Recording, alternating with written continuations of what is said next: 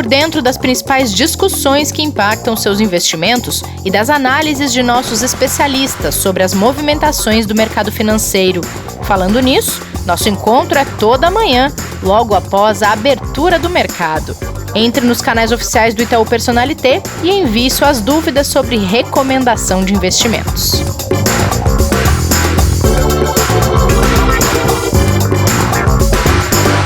Olá, investidor em foco no ar, bem-vindas e bem-vindos ao episódio de hoje, dia de volta às aulas. Hoje a gente retoma o quadro Qual o Plano, Professor? Com uma série sobre ditos do mercado financeiro.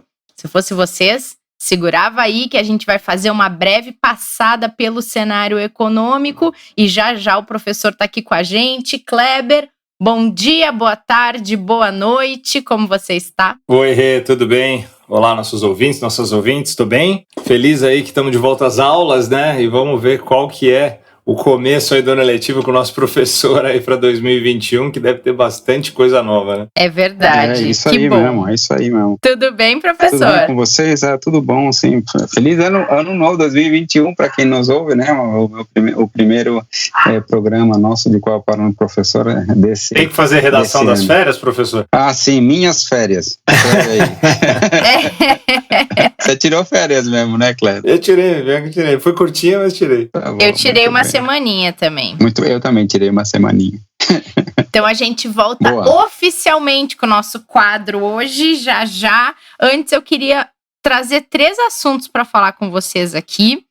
O mercado de olho na montagem do governo de Joe Biden e hoje a provável futura secretária do Tesouro dos Estados Unidos vai falar ao Comitê de Finanças do Senado e tem algumas redes de TV americanas que tiveram acesso a alguns tópicos que serão abordados, entre eles a importância do programa de estímulos do governo para evitar uma recessão, ou seja, atenções voltadas para essa fala de hoje, hein, Kleber, professor? É isso mesmo, Rê. A gente tem aí a expectativa muito forte dessa primeira atuação ainda, né? Mesmo que não como secretária, né? Mas como futura secretária do Tesouro, né? Janet Yellen, que tem muita credibilidade, né? Pela passagem dela pelo Fed. Mas o que é esperado é que ela tenha ali como ponto muito forte a favor da adoção de medidas de apoio fiscal mais robustas, segundo exatamente um discurso que ela fez, mostrando que ela entende que, apesar de, obviamente, você ter um nível hoje de endividamento muito alto dos Estados Unidos, né? A dívida PIB já bateu ali seus 130% nos Estados Unidos, você tem um nível de juros historicamente no seu nível mais baixo. Ou seja, isso acaba ajudando para que você tenha um pacote fiscal um pouco mais forte, um pouco mais robusto, que foi a expressão que ela usou, e que acaba, então, pela necessidade do país, superando os riscos de longo prazo. Ou seja, vale a pena aprovar, então, novos pacotes, que daí, em números, o que se espera que fique na casa ali de quase 2 trilhões, né? 1,9, alguns falando um pouco, 1,8 trilhões de dólares, e vamos ver como que isso é recebido ali, né, pelo Congresso, como que isso é recebido pelo mercado. Pelo mercado, se for realmente nessa linha, deve ser muito bem recebido. Verdade. Bom, aqui só se fala em uma coisa, que é a vacinação, né? É uma ótima notícia, todo mundo esperava por isso, o mercado vem esperando há meses e acompanhando cada movimento de produção, compra de insumos, expectativa de aprovação de vacinas e agora, de fato, esses cronogramas aqui no Brasil, pelo menos eles podem entrar em vigor e serem executados. Agora, tem uma grande preocupação que impacta junto com essa animação, que são os problemas de logística que vem surgindo nessa fase de distribuição de vacinas, que só começou, né, Kleber? Porque começou uma distribuição de uma pequena parte e isso vai se repetir inúmeras vezes conforme as doses forem produzidas. É isso mesmo. A gente comentou bem rapidamente ontem, né, aqui no podcast, mas ontem, né, até às 19 horas, a gente teve ali a distribuição que chegou, como a gente já imaginava, para alguns lugares, mas foram para 9 estados, mais o Distrito Federal, né, a gente está falando de Tocantins, Piauí, Ceará, Espírito Santo, Mato Grosso do Sul, Goiás, que tiveram acesso ali ao imunizante, além, obviamente, de São Paulo, Rio de Janeiro e Santa Catarina, que esses iniciaram a vacinação no dia de ontem, tá? Então, quando a gente olha para a preocupação, ela é real e ela é justa, porque realmente, assim, o que foi preparado para distribuição ainda é muito aquém daquilo que é necessário para atender a demanda, né, do tamanho das pessoas que precisam, mesmo nessas pessoas da primeira, vamos chamar da primeira fase, né, que são as prioridades, serem imunizadas. Então, espera-se, né, que seja apresentado um novo plano de logística, obviamente que esteja atrelado também à capacidade de produção para atender tudo isso, e o que vem sendo muito positivo, que é o início da vacinação, não seja um ponto negativo, né, tanto para a população quanto também para os mercados, por causa de uma questão de distribuição do produto, né, da vacina em si. Vamos torcer para que isso se resolva, né, professor, nos próximos dias, que é super importante, inclusive para a economia, né? Perfeito. Quanto mais rápido a gente resolver essas questões, obviamente a questão da saúde é super importante, mas também tem reflexos econômicos, né? Quanto mais rápido tudo isso estiver resolvido, mais cedo o setor de serviços, tudo isso volta ao seu funcionamento normal, e aí, de fato, a economia começa a retomar de uma forma mais definitiva, de uma forma mais robusta, né? É verdade. Bom, gente, antes da gente começar a nossa aula, só queria saber, Kleber, o governo já tem apostado para um novo presidente da Câmara, de olho em aprovação de tributos que o ministro da Economia pretende tentar quando trocar a cadeira da Câmara dos Deputados. A eleição é dia 2 de fevereiro, atenções voltadas para isso também por aqui, hein? Alguns chamam aí de nova CPMF, né? Mas o tributo, né, que é sobre operações financeiras ali no planejamento da equipe econômica, né, do ministro Paulo Guedes, provavelmente deve voltar à pauta ali com a proposta, com uma alíquota um pouco mais baixa do que era a inicial, de 0,10%, e que poderia ser bancada, então, pelo candidato do Palácio do Planalto, né, à Câmara, que é esse que eles entendem que está como favorito, que é o Arthur Lira. Mas ele é favorito a ganhar a eleição segundo o placar do Estadão. Pelo menos a análise que foi feita pela Agência Estado é que ele estaria na frente do Baleia Rossi, que é o candidato apoiado pelo atual presidente da Câmara, né, o Rodrigo Maia. Ainda tem muita água para rolar, apesar de parecer poucos dias, né, quando se trata de alianças políticas, né, de governo, a gente sabe que tem muita coisa que pode acontecer daqui do dia 19 até o dia 2, mas é bem provável, sim, que ele tenha mais facilidades, quando eu digo ele, Paulo Guedes, junto com a equipe econômica, de passar, mas não só isso, né, vamos olhar para um outro lado.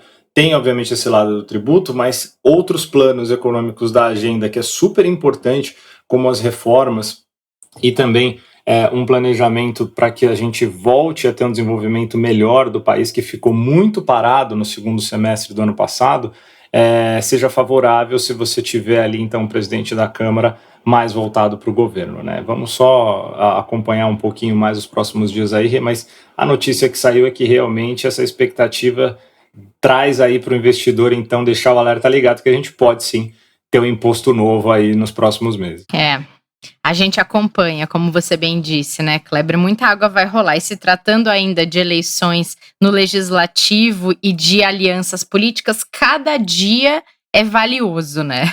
Com certeza. Bom, dia de volta às aulas por aqui, professor Martim. Vamos começar hoje uma série de episódios sobre ditos populares no mercado financeiro que se aplicam aos investimentos. E a frase dessa terça, eu estou extremamente curiosa para saber do que se trata. As árvores não crescem até o céu. Que raios isso significa, Martim?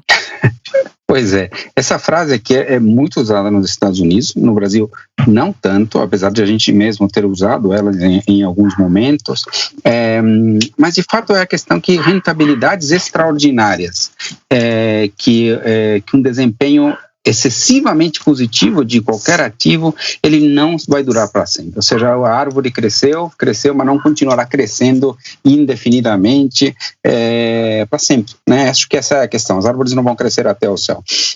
O que acontece quando um ativo se valoriza de uma forma rápida, de uma forma muito forte? O que acontece com esse ativo é que é basicamente a rentabilidade esperada, a rentabilidade futura do ativo, ela basicamente cai daí para frente, né? Então, o retorno esperado, né, o retorno futuro, o retorno projetado, ele diminui na medida em que um ativo se valoriza. Isso é interessante porque traz à tona uma questão que é muito estudada nas finanças, que é a questão da reversão à média. Né? Então, o que é a reversão à média? É o fato de que os ativos de fato caminham rumo a uma média. Aquilo que se valorizou muito ou excessivamente num determinado momento, dado que a rentabilidade esperada vai reduzindo na medida em que ele se valoriza, a rentabilidade projetada tende a cair. Obviamente isso é no longo prazo, né? Não se espera que essa reversão à média ocorra em horizontes curtos, né? Mas sim no longo prazo. No longo prazo, então, a questão da reversão à média é uma força importante aí dentro do mercado, Renata. E, professor, para explicar um pouco melhor aí para os ouvintes, para nossos ouvintes, nesse contexto, o que a gente pode entender como longo prazo? Essa pergunta é interessante, eu ouço muito, né? As pessoas esperam uma resposta tipo, 1 ano, 2 anos, 5 anos, o que é esse longo prazo? É um pouco difícil dizer, né? Eu tenho uma analogia interessante, que é a analogia do dado, tá? Então, vamos dizer assim, é um dado não viciado, obviamente, né? A chance de sair qualquer um dos lados é igual, certo? Né? Então, eu esperaria que, no longo prazo, né, se eu jogasse muitas vezes o dado, houvesse a mesma quantidade de números 1, 2, 3, 4, 5 e 6. Basicamente isso, né? Esperaria, então, que a média disso daqui fosse a média, toda a soma de 1 até 6 dividido por 6, que dá 3,5. Então, eu esperaria que a média do dado no longo prazo fosse 3,5. Mas eu não consigo te dizer quando chega esse número. Quando que a média vai para 3,5? É difícil dizer. Tipo, certamente na primeira não é, né? Porque, tipo, nem tem a face 3,5, né? No dado, né? Mas, tipo, sei lá, em 2 rodadas, é pouco provável, né? Que caia exatamente a média em 3,5 em 2 rodadas, né? Eu não consigo dizer qual é o horizonte que converja, mas eu não consigo pensar que vai demorar muitíssimo, né?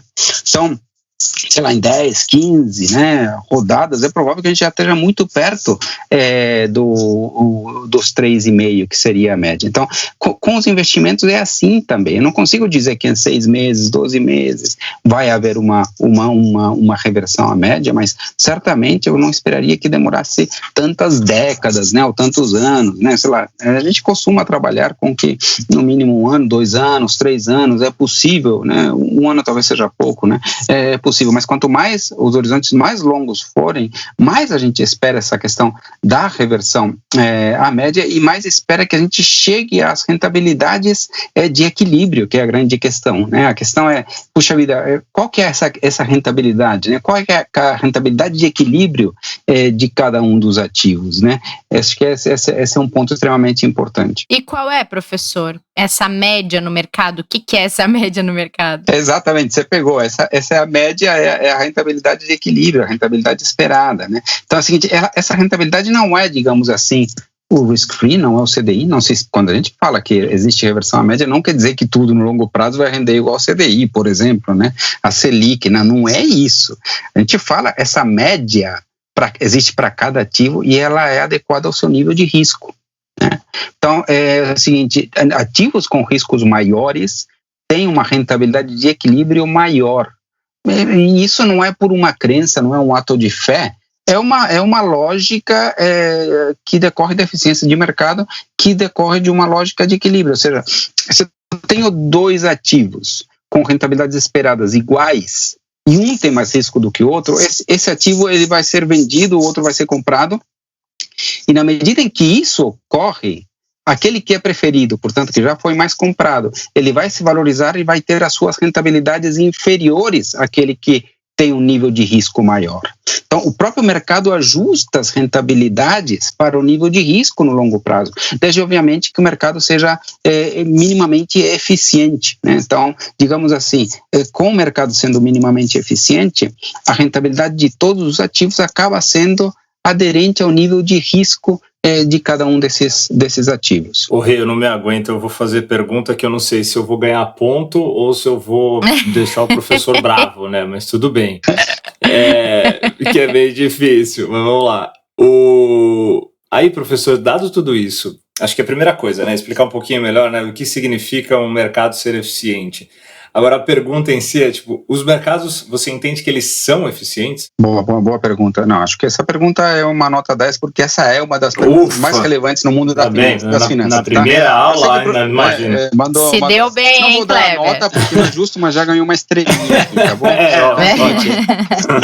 Que são os mercados? Bom, dá para falar uma definição bastante técnica, eu tenho uma definição meio própria, que é o seguinte, a eficiência de mercado é medida pela velocidade e a precisão com que as informações são levadas às cotações, né? Então, um mercado é eficiente quando aparece uma nova informação e ela rapidamente e de uma forma precisa vai para o preço do ativo.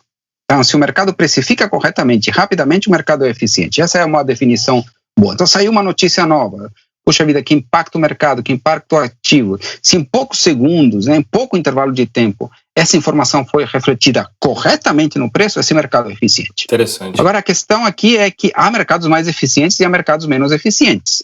Isso depende muito do número de participantes do mercado. Então, mercado de títulos do Tesouro Americano, mercado super líquido. Então, toda vez que aparece uma nova informação, o mercado vai incorporando aos preços. Agora, uma pequena ação no mercado brasileiro, uma ação não muito negociada, não vou dar nomes aqui para não atrapalhar aqui, né?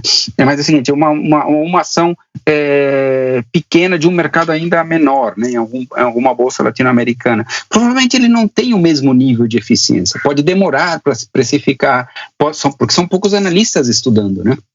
Então, ele seria menos eficiente, tá? Agora, o que tem que ser dito é que o mercado, não dá para dizer que ele é eficiente em 100% do tempo, ele não é eficiente em 100% do tempo, mas também não é ineficiente em 100% do tempo e nem irracional em 100% do tempo. É como se o mercado alternasse alguns períodos, tá? Então tem períodos em que o mercado é mais eficiente, tem períodos de grandes incertezas onde o mercado obviamente não consegue precificar as coisas, tem momentos que nós vimos tanto de euforia como de pânico no ano de 2020, onde o mercado se comportava de forma irracional, né? Então tem essa complexidade, tá? Mas independente de tudo isso, independente do fato de que essa questão é super discutível sobre quão eficiente é o mercado, a questão da reversão à média é bastante observada, tá?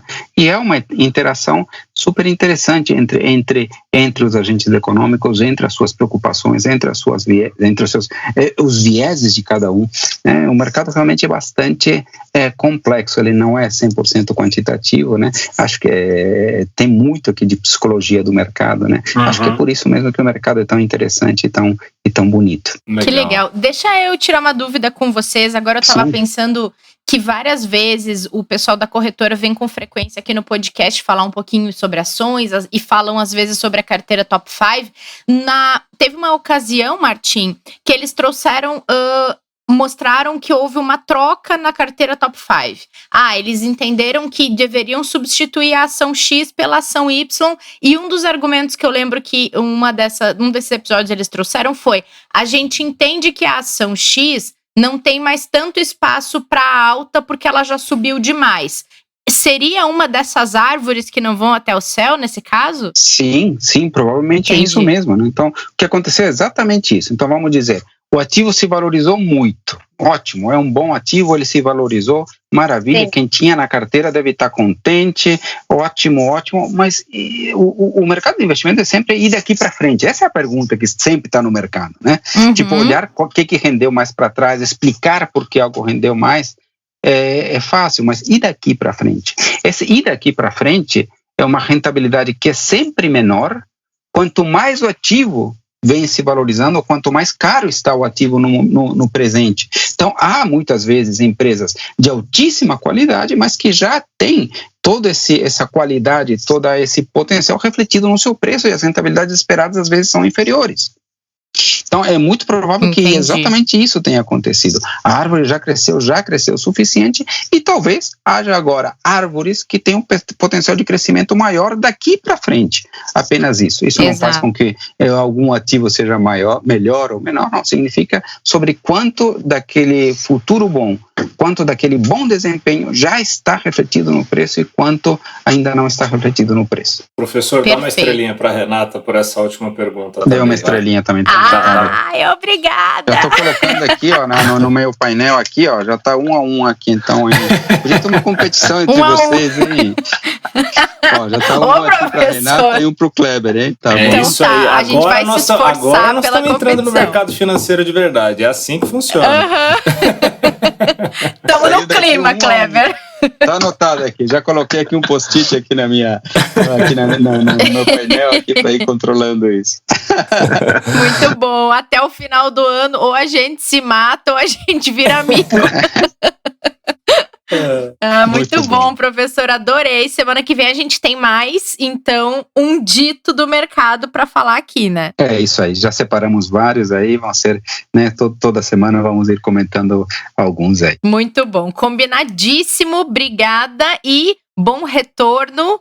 Boas aulas neste semestre para você. Muito bom. Muito obrigado, né? E é sempre um prazer estar aqui, né? Obrigado, professor. Valeu. E até amanhã, Rê. Até, Kleber. Amanhã a gente tem mais informação de mercado, mais conteúdo aqui no Investidor em Foco. Obrigada a todo mundo que nos acompanhou. Não esqueçam de nos seguir no Telegram Itaú Investimentos, para vocês ficarem sabendo de todos os conteúdos que a gente publica aqui pela área de investimentos do Itaú e não ficarem de fora de nenhum deles. Então, até amanhã. Fiquem bem, cuidem-se e voltamos neste próximo episódio. Fique por dentro das principais discussões que impactam seus investimentos e das análises de nossos especialistas sobre as movimentações do mercado financeiro. Falando nisso, nosso encontro é toda manhã, logo após a abertura do mercado. Entre nos canais oficiais do Itaú Personalité e envie suas dúvidas sobre recomendação de investimentos.